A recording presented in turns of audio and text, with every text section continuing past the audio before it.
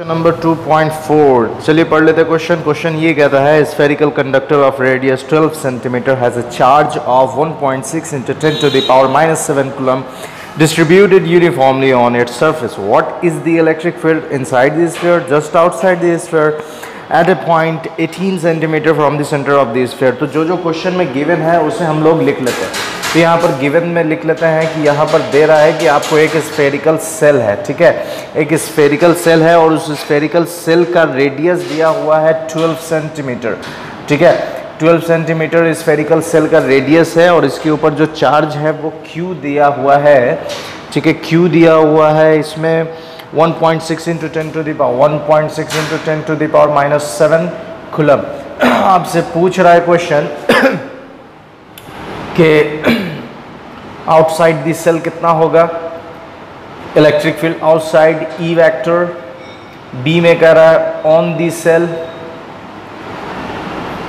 ई vector और तीसरा कह रहा है inside the cell E vector, ठीक है। तो ये चीज़ें आपसे पूछी जा रही है। तो यहाँ पर देखें कि हम लोगों ने गॉस थ्योरम का यूज़ किया है, गॉस थ्योरम पढ़ा हुआ है, तो उसका मदद करेंगे, उसके मदद से इस क्वेश्चन को सॉल्व करेंगे, ठीक है। तो उसके मदद से काम ये करना है कि हम लोग जानते हैं कि अगर आपको कहीं भी इस तरह का मिले तो सबसे पहले हम अपने लिए सिग्मा निकाल लेते हैं। तो सिग्मा हो जाता है Q बाई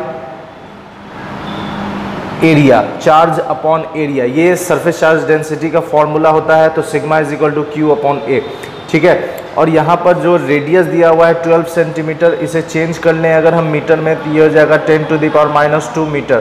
तो हमने सिग्मा निकाल लिया अपना और आर का फॉर्मूला निकाल लिया। अब देखिए अगर हम बात करें कि क्वेश्चन नंबर ए में कह रहा है कि ये ए नंबर है, ठीक है, इनसाइड दी सेल, तो इनसाइड दी सेल की अगर बात करें तो हम सेल के अंदर एक गॉसियन सरफेस ड्रॉ करेंगे।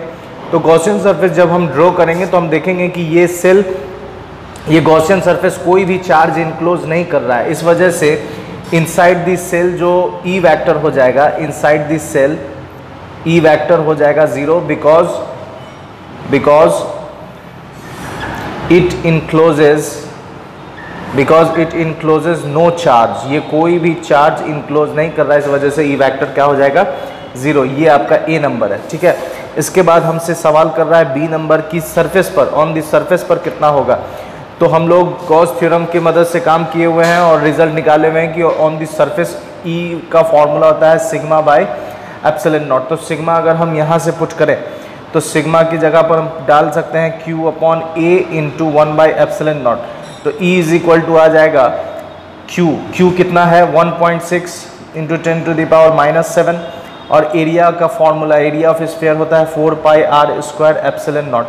तो आप जब इसे ध्यान से देखें तो ये आ गया 1/4 पाई एप्सिलॉन नॉट का वैल्यू हो जाता है 9 इंटू 10 टू द पावर 9, ठीक है, और 1.6 into 10 to the power minus 7 ये वैल्यू, और आर स्क्वायर यहाँ पर कितना है, तो आर स्क्वायर को हम लोगों ने मीटर में चेंज करा हुआ है, तो 12 into 10 to the power minus 2 का होल स्क्वायर। जब आप इसे सॉल्व करेंगे तो आपको ई वेक्टर निकल कर आ जाएगा 10 to the power 5 Newton per coulomb, ठीक है। तो हमने बी निकाल लिया। अब बात करते हैं सी का, ठीक है। तो सी कह रहा है कि सी के पास अगर आउटसाइड दी सेल है, ठीक है, आउटसाइड दी सेल है और आर कितना दे रहा है 18 सेंटीमीटर, तो यहाँ पर कितना होगा। तो सेम काम हम यहाँ करेंगे, ठीक है। 18 सेंटीमीटर मतलब यहाँ के लिए फिर से हम एक गॉसियन सरफेस ड्रॉ करेंगे।